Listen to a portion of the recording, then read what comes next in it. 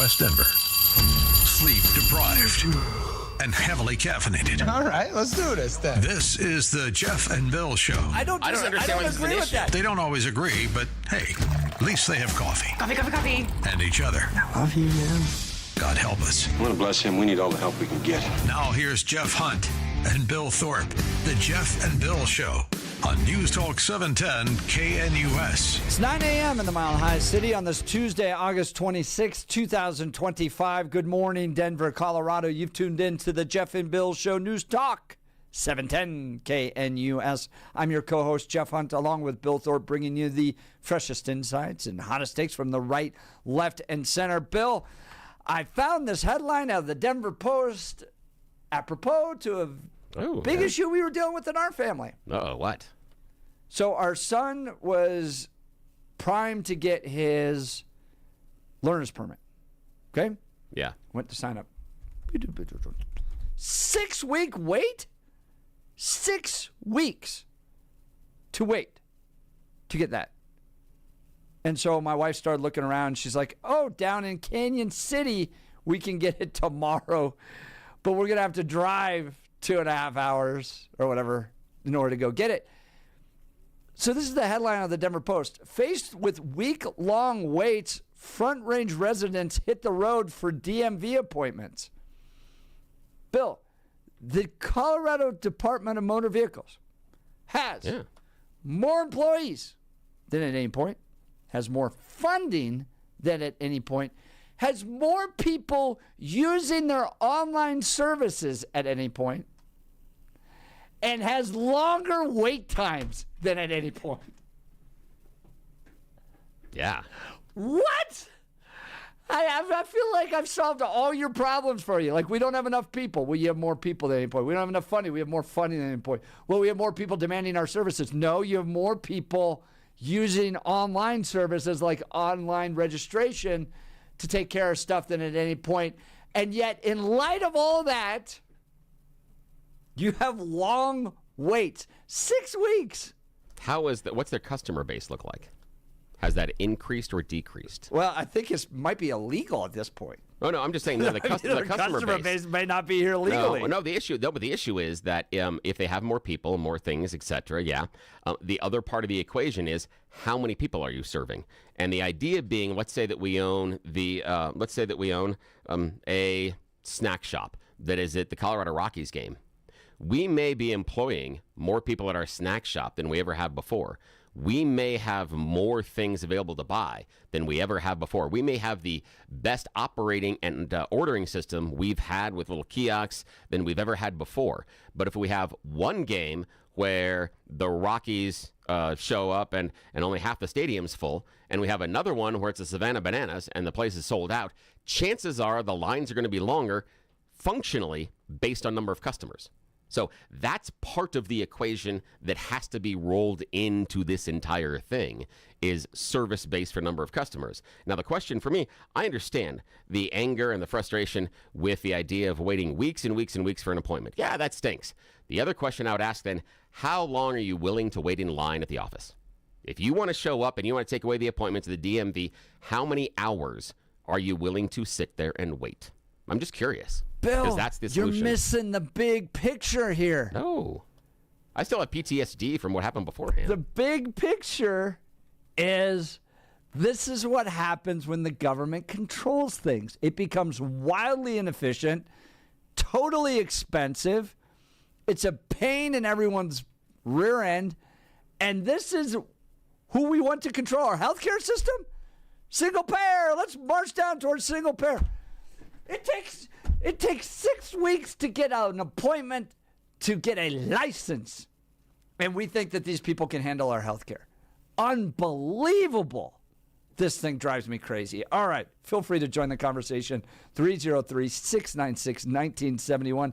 Text us at 720-819-5115. Text messages already coming in on this one. Jay from Louisville, just a few months ago, I had to schedule my license renewal appointment almost a month out. How long would you like to sit in the in the line at the DMV? What's your over and under based on? That's all I want to know. I just want to know what it is. Complicated. How many hours do you want to wait? It's That's what I want to know. not complicated to provide these services. And yet we think that this same entity, our government overlords, can manage our healthcare services? Come on. All right. Excited to hear from you. Give us a call. Join the conversation. Now it's time for News and Comment with Blake Olson. Blake Olson. Blake Olson, News and Comment.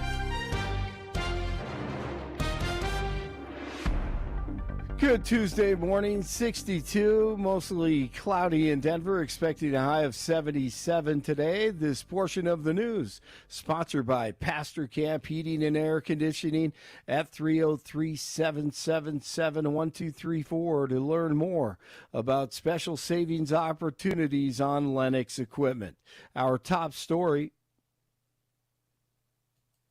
They're the idiot savants of economic collapse. Representative Ken DeGraff having to mix it up with the idiot commies at the state capitol in a special session. What a waste. He was on with Jeff and Bill last hour. Here's what Dems know how to do. Spend your money and send it right into the toilet. You're right. I mean, we do point out that when you take on $100 million worth of debt, you're not actually doing any. You're not actually solving anything. You're pushing down the road. When you're taking away the qualified business income deduction, you're just adding to the cost of business, and that cost to businesses is going to be reflected in the cost to consumers, and that cost to consumers, of course, is effectively a new tax on the consumers, and it doesn't actually help the economy. And he'll continue to represent us at the state capitol, even though he is up against a wall.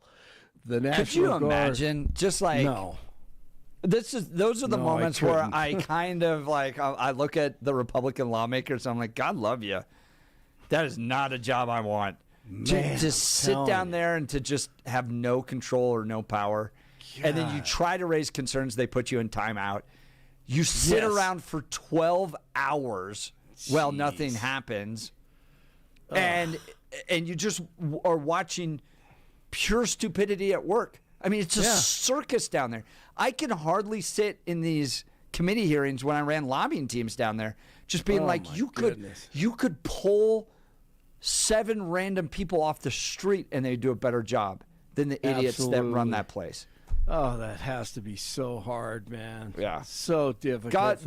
All the thank God for him. Republicans heading down to the state capitol, Brandy Bradley, Ken DeGraff, Rose, all of y'all heading down there. We love you. God bless you. Thank God God bless you're you. doing it, none of any rest of us.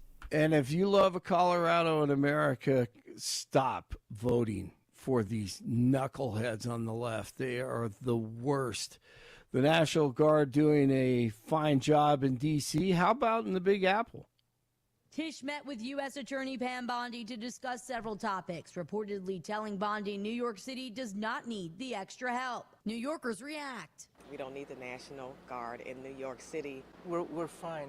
I like the city just the way it is. That's a tool, right? Like, this is a tool that we have to use. Why not use it? While the National Guard is at Washington, D.C.'s train stations and monuments, the Trump administration has not ordered troops to New York. It comes as New York Governor Kathy Hochul's office condemns President Trump's executive order that threatens to withhold federal funding to cities and states that do not end cashless bail. I'm Natalie Migliori, NBC News Radio. Now, Blake, can I just remind everybody and all of our listeners real quick that our mayor was very interested in using law enforcement for something. Do you remember this? I mean, Donald Trump had just gotten elected, and he was declaring that he would use the power of the Denver police to do what?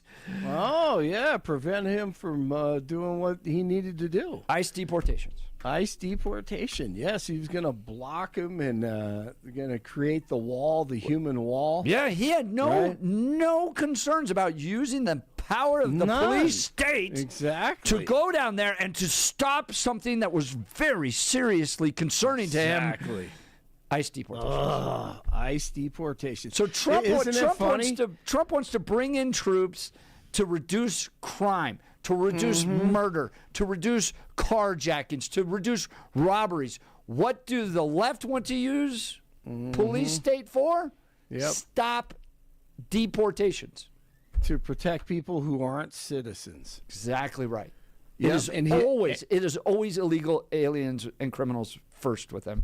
Absolutely. They're number one. And his buddy, Brandon Johnson, the mayor of Chicago, he was on with Joe Scarborough, and Scarborough actually asked him 3 times if Chicago would benefit from having 5,000 more police officers. What did he say? This is incredible. It's not a difficult question. Would you also like to get federal funding to help put 5,000 more cops on the street in Chicago? Would that help drive down crime? Well, look, policing by itself is not the full strategy. No, I understand that. You've talked about the other things you want, and I said those are good and important programs, but I'm asking also, would 5,000 more police officers on the street in Chicago be helpful to go along with all of those social programs that a lot of cities are engaging in and having success with? Well, look, here's the best way I can put it, Joe, is that in the 90s when I was in high school, we had 3,000 more police officers, and we had 900 people being murdered every single year in Chicago. He would not answer it. I mean, he went for 3 minutes and still wouldn't say yes.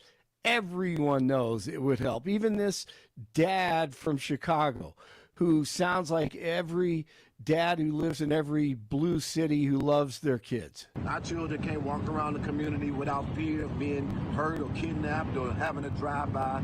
So it's what these numbers that they're expressing, we don't feel it in our quality of life. They don't have the quality of life, and that's not fair. It's garbage. More police officers, more help. Phoenix is dealing with the aftermath of a massive dust storm that hit the area last night. A gigantic wall of dust made its way across the Phoenix metro area, knocking out power for thousands. The monsoon storm also caused flight delays at Phoenix Sky Harbor International. 47 says countries that don't remove digital taxes will be hit with substantial tariffs. DJT said he's going to restrict chip exports to those nations as well. Digital taxes are imposed by several countries on on companies like Meta, Amazon, and Alphabet. And the president, as Jeff and Billy talked about a few minutes ago, says Cracker Barrel should go back to the old logo, admit a mistake, and have a major news conference today after the customer response. He also said in a post, remember, in just a few in a short period, I made the United States the hottest country anywhere in the world. Love it. Broncos made some cuts on Monday, and the deadline to cut down to 53 players coming up this morning. Everyone tracking that. Looks like Shedeur Sanders is going to make the Browns. He'll be the third quarterback. He's going to have to learn and become a student of the game. He'll be number 3 as they trade Kenny Pickett to the Raiders. Joe Flacco will be the starter, and Dylan Gabriel, evidently they are happy with, and they should be. He looked pretty good. Just days away from college football, and don't forget, CU takes on Georgia Tech on Friday. Wyoming takes on, Akron on Thursday, and CSU is at Washington. Air Force plays host to Bucknell. 60 in Lone Tree, 61 in Greenwood Village, 62 in Denver. Jeff and Billy continue. Blake Olson, News Talk 710 KNUS. Subtropical moisture is deep and it's right overhead and will be overhead for the next several days, producing clouds, night and morning fog, cool temperatures, and occasional showers and thunderstorms through Friday. Highs will only be in the lower to mid-70s today, 70s to near 80 for Wednesday, low to mid-70s Thursday.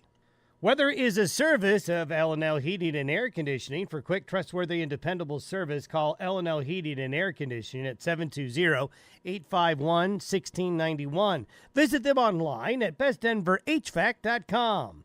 you'll be comfortable with L&L. Meteorologist Don Day in the 710 KNUS Weather Center.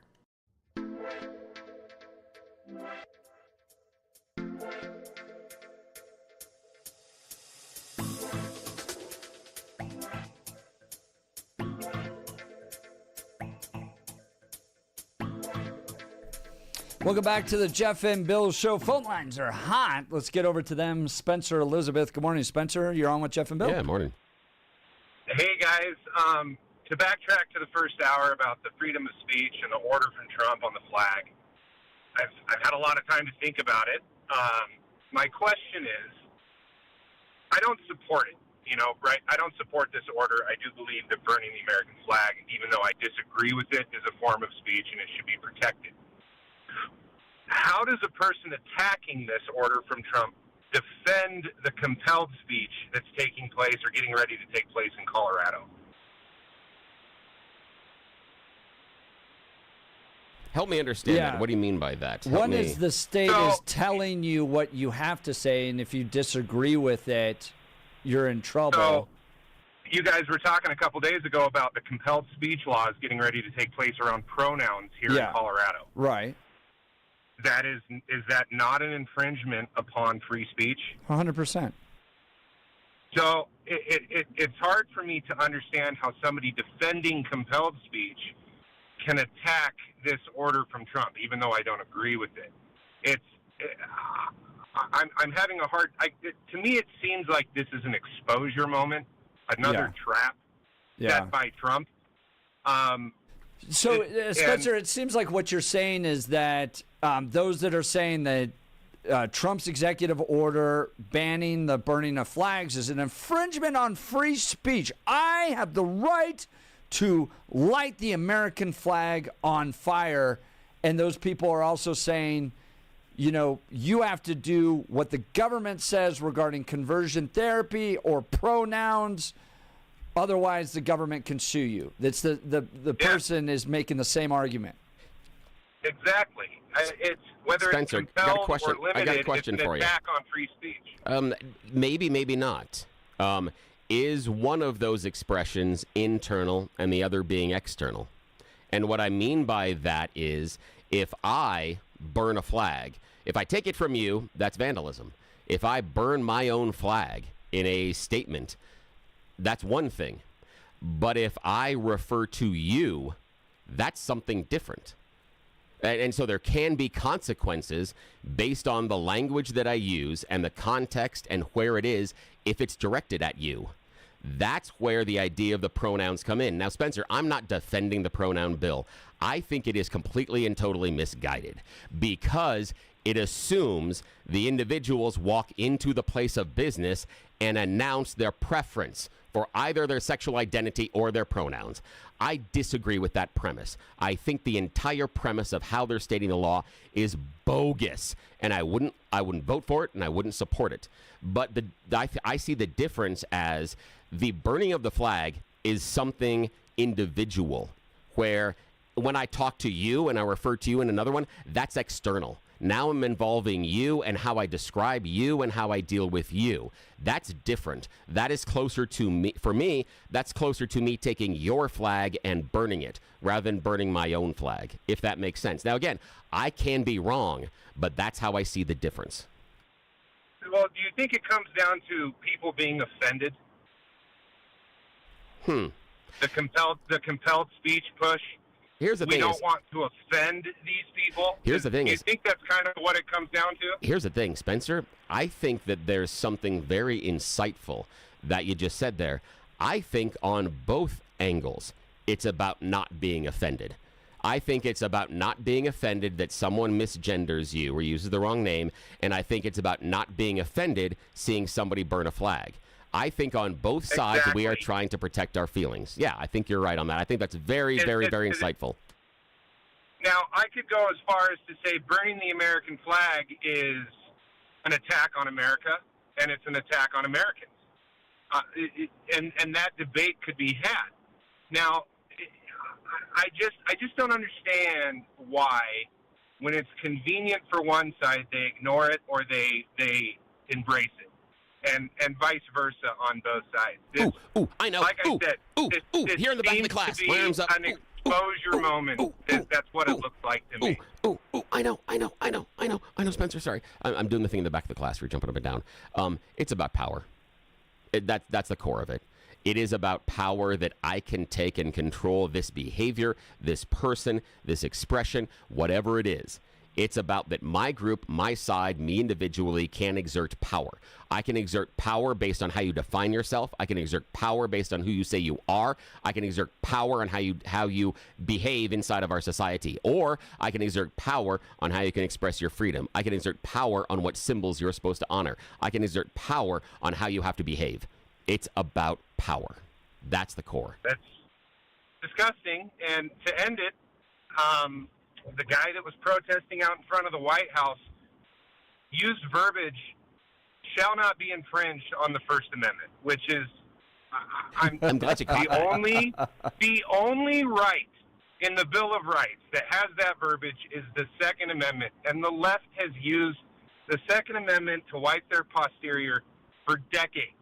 And so I just have to say, while I don't agree with this order from Trump, I'm less likely to stand up against it because the left has no problem trampling on the rights that I have that they disagree with.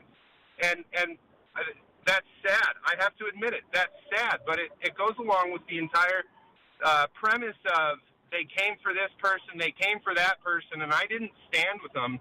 And when they came for me, there was nobody there to stand with me. And this is a shining example of that. Yeah. Now, here's a question, Spencer, and I really appreciate the phone call. That was fantastic. Is at the core, if you are willing to compromise your principles to prove a point or in response to what someone else is doing, are they principles? That's the question. No, I think there's a lot of assumptions in that. Oh, but the idea is if this is my principle, if my principle is X, no, if I'm willing to the compromise assumptions them, are that all things that are offensive are speech. So you're making the argument, for instance, that burning the American flag is at the same level as burning a pride flag, or burning the American flag is the same thing as burning a Quran. Part of the built-in assumption in all that is that whatever the protest is, all protests are therefore equal in themselves. Now, what I was doing with that based on the principles is that if I believe so fervently in the freedom of speech or in the Second Amendment, but I'm willing to compromise on here and here and here, but it is my hard-fought principle, and again, it's different than a belief. And when you're talking about the principle, that's something a little stronger, something that you need to plant your flag on. And if you're willing to compromise and you're willing to change that, I question whether or not it's a principle in the first place. That's it. It's just a broad statement. I'm not necessarily cross-applying it to what we're doing here. I'm just talking in broad generalizations. That's where Spencer was going. I think you could raise the concern that we want to have protected free speech in this country, and lighting things on fire is not speech. And so I don't think that violates the principle of being committed to free speech. One is an act of destruction, regardless of what it is. Why would it be? A cross, a Bible, a Quran, a flag. It is an act of destruction. Why would it be illegal for me to burn my own flag, regardless of my motivation? Because it is an act of destruction. But it's mine. mine. And we're saying that it is. But it's mine. Well, yeah, you don't have the right to drive your car into brick walls and say, well, it's mine. But hang on a sec. What happens to that? The car, I've taken my car and I've crushed into somebody else's brick wall. I have the right to drive my car into my wall as fast as I want. You sure? Yes. Sure about that? Yeah. Well, and yes, I can take my car. Here's the idea. Here's the thing. In this I case, take my car and I run into the back of my... isn't about you doing this in the back of your own property. Yeah, this is about doing it. No, he specifically in acts of incitement and violence and rioting. So it's doing it out in public. No, but he said it caused riots, and we don't see those riots. He's saying that every time you burn a flag, it causes a riot. That's not true. It's not true at all. Okay, you're jumping around here. No. I'm not jumping around. I'm jumping exactly where you were. No, you said he said it incites violence, and I'm saying it doesn't. I'm saying it doesn't.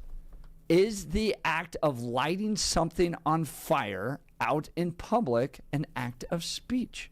Yes. And I'm going back to the idea that just because you commit to the principle of free speech doesn't necessarily mean that you have to accept everything like the lighting of things on fire in public as free speech. If it's and your say own you're and still doesn't hurt committed to anybody, the principle of you're free fine. speech. If it's your own and does not endanger anybody, yes, you can. Yes, it's free speech. Absolutely, yes. Yes. Okay, I mean, I understand that's where you are, but I'm going back to your original thing about principles. Yeah. Okay? And I think you can be committed to free speech as a principle and not believe that the lighting of things on fire constitutes speech. Yeah, for me, you're just bending it so that you don't agree that you're violating your principle. That to me is mental gymnastics because you're not willing to defend the actual principle you stand on because you are deciding to dilute it by saying, I don't agree with this form of the free speech. That's it. And so you've just decided. And I'm just going, you've just decided because what forms you it do is. something doesn't make it speech. So it's not necessarily a principle. But yeah, that's it. So that's fine. Okay, if you light a car on fire, if you take your car downtown and light it on fire, is that a form of speech? Depends on where and why, but yeah, it absolutely could be. Yep, and especially if it doesn't endanger that's somebody wild else. To me. That's not speech. That's Sure just vandalism. You're just it's not lighting your own vandalism. car Hang on fire. It's not vandalism because you can't vandalize your own car. It's yours. You can't vandalize dude, your own car. I just think you're wrong about that. No, vandalism is doing that to somebody else's stuff. If I graffiti my own house, I don't get arrested for graffitiing my own house. Doesn't work that way. Doesn't work that way. Again, we're talking about out in public. Again, but the idea is what's that crossing as far as what I can do to my own property. I can light my own property within reason on fire. Yes, within reason. And the reason is the idea of that my right of free speech ends at the tip of your nose. My right of burning my own car ends at the tip of your nose or where I put other people in danger. If I go downtown and I create a problem with traffic or I put other individuals in danger, other cars in danger, yes, now we have an issue because my free speech has now endangered somebody else based on that process and procedure. I just think that the idea of lighting things on fire and then constituting it speech, whether it's a car or a flag, and saying that somehow the First Amendment protection on speech applies to that. Now, you may be saying I have a First Amendment protection to expression, but that's not the same thing as speech. Lighting things on fire is not speech. All right. Feel free to join the conversation, 303-696-1971, or call us at 720-819-5115. Let's talk about our friends over at Mountain High Appliance. Labor Day coming up.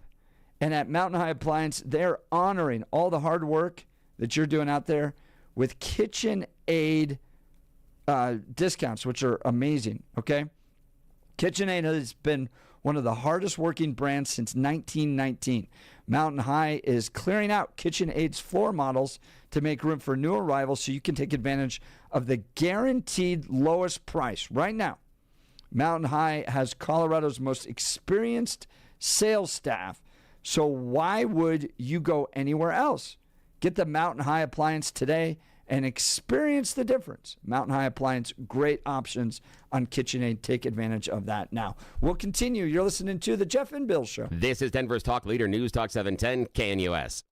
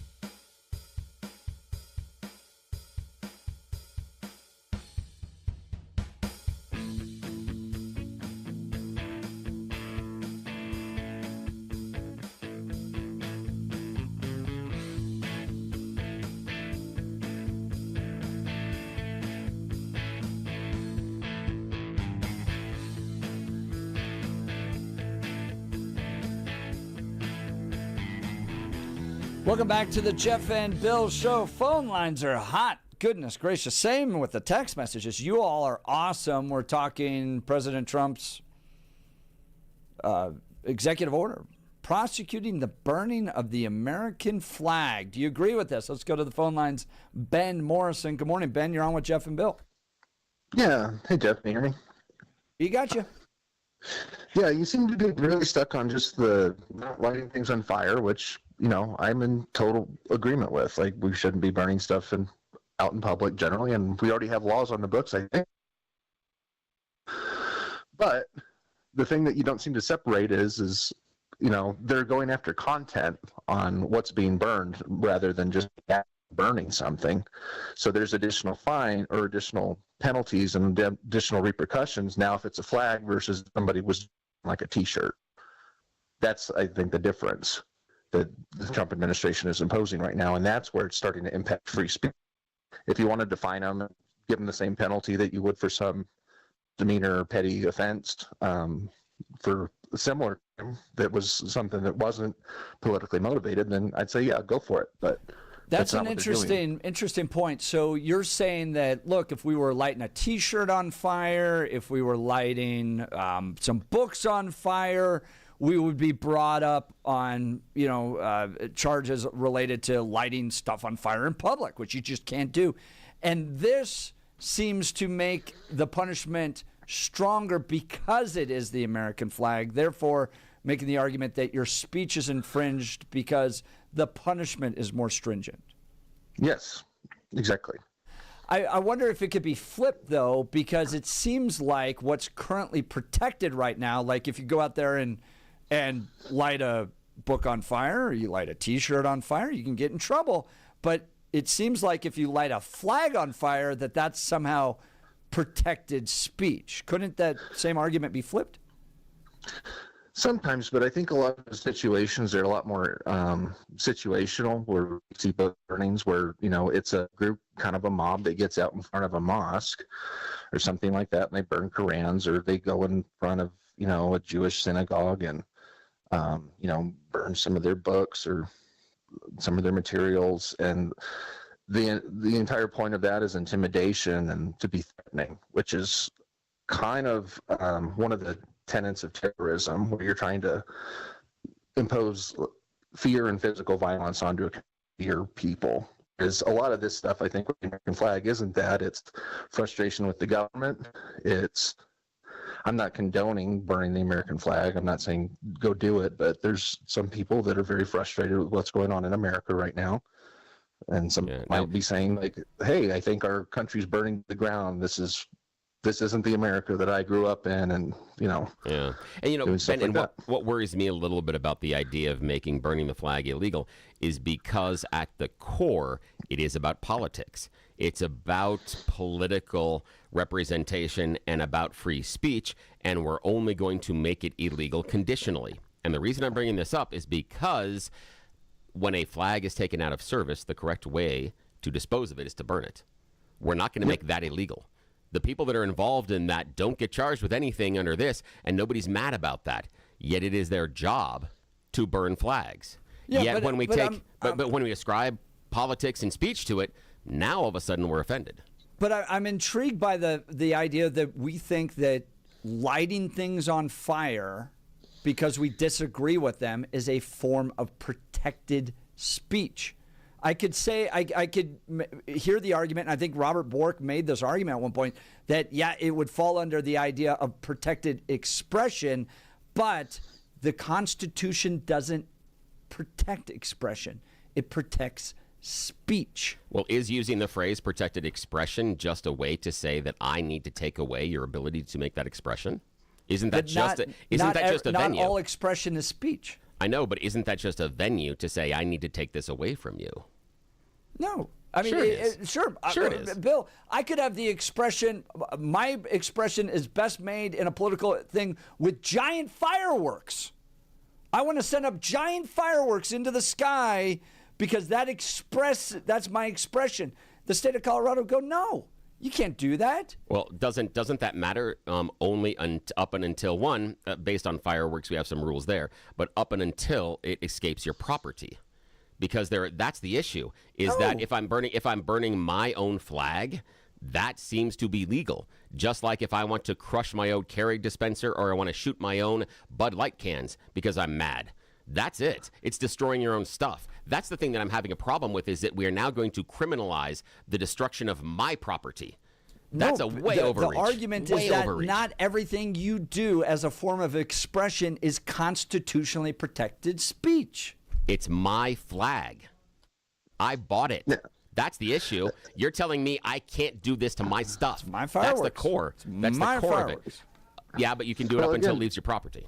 Still on my property. Go ahead, Ben. That's the point that I'm arguing, is it would be fine if it was being subject to the exact same laws as any other sort of material. But that's where you're getting separated, is now you're trying to impose additional penalties onto something just because you don't like the subject matter that's being burned. It's an interesting point, Ben. If it was the same as a T-shirt, if it was the same as a newspaper, or if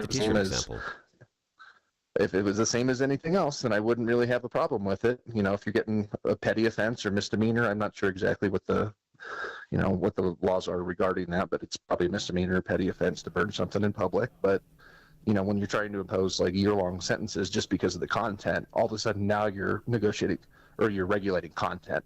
Well, and Ben, I appreciate the call. Yeah, I think it works on the other way. I think what it demonstrates is that somehow, because it's considered a form of speech, we're okay with lighting things on fire when we wouldn't allow other things to be lit on fire. All right.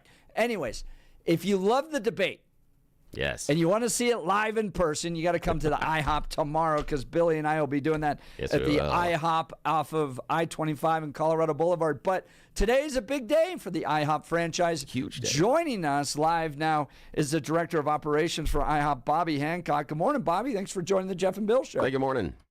Oh, thanks for having me. Good morning, guys. You've had quite a morning. Tell us what you've been up to. Oh, we've been cutting ribbons with Mike Kaufman. He opened us up today. We opened our new location at 18700 East 32nd Parkway here in Aurora, basically off of I-70 and Tower. We opened at 6 a.m. this morning, and right now we got about a full house. People enjoying those pancakes. Not a problem for IHOP. They're not having any branding problems right now, like maybe some other chains are. They're delivering full restaurants, good food. Give us a sense of the atmosphere out there. There's a lot of great chatter. We got families. A lot of corporate people are here. We have business people. A lot of people having fun and eating some really good food right now. Now, that's Bobby Hancock. Bobby's the Director of Operations for IHOP. Bobby, this has been a work in progress for years. You guys have been dreaming about opening this restaurant. Tell us about that. Yeah, we've been working with Aurora trying to get through some zoning issues, and finally everything came together. But yeah, this has been years in the progress. And now that we're open, it's just an exciting day here. Tell us about the staff, how they're feeling. I imagine the work you guys put into opening a new restaurant is a lot. Yeah. What's that thing that we don't understand about opening a new restaurant? What makes it difficult? Jeff and Bill, what we do is we take like 2 to 3 weeks to train everybody.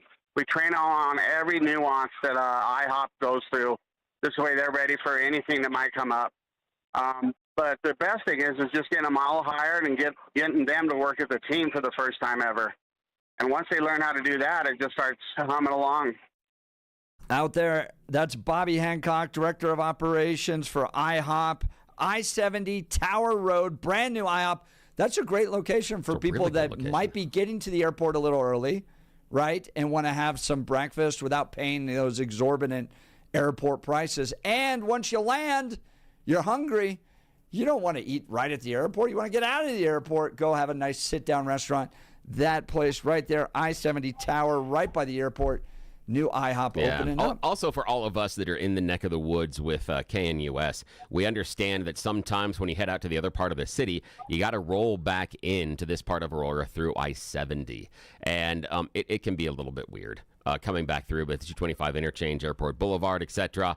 Just, and the number of times that I have been swinging back there and I am starving, that I'm looking at these fast food places thinking, this is taking me 3 hours longer than I thought this appointment was going to take. And I'm rolling back and I'm thinking about all those places I want to stop for fast food. And each one of them's like, I don't want to eat that. I don't want to eat that. I don't want to eat that. Now you've got something at I-70 in Tower. Something's going to be made fresh, absolutely delicious. And more than anything else, it's going to be a value. It's going to make sure that you're not going to feel bad after you roll through that drive-thru. You're like, oh, why did I do that to myself? Why did I eat and I got stuff all over me? You're not going to feel that way when you roll out of IHOP. So check them out. Brand new location, I-70 in Tower, and come join us tomorrow. We're broadcasting live at the I-25 Colorado Boulevard location of IHOP. Awesome. Thank you guys so much. I appreciate this.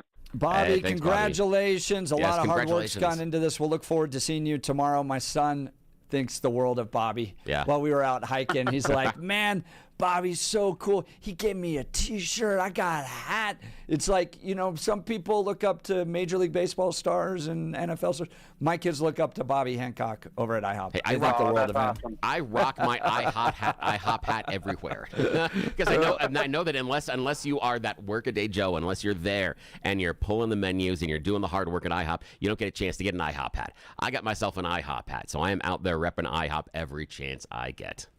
Thank you, Mr. Bill. Bobby's a great guy. You can meet him tomorrow at the I-25 and Colorado Boulevard restaurant as we'll be doing a live broadcast. All right, we'll continue. You're listening to The Jeff and Bill Show. This is Denver's Talk Leader, News Talk 710 KNUS.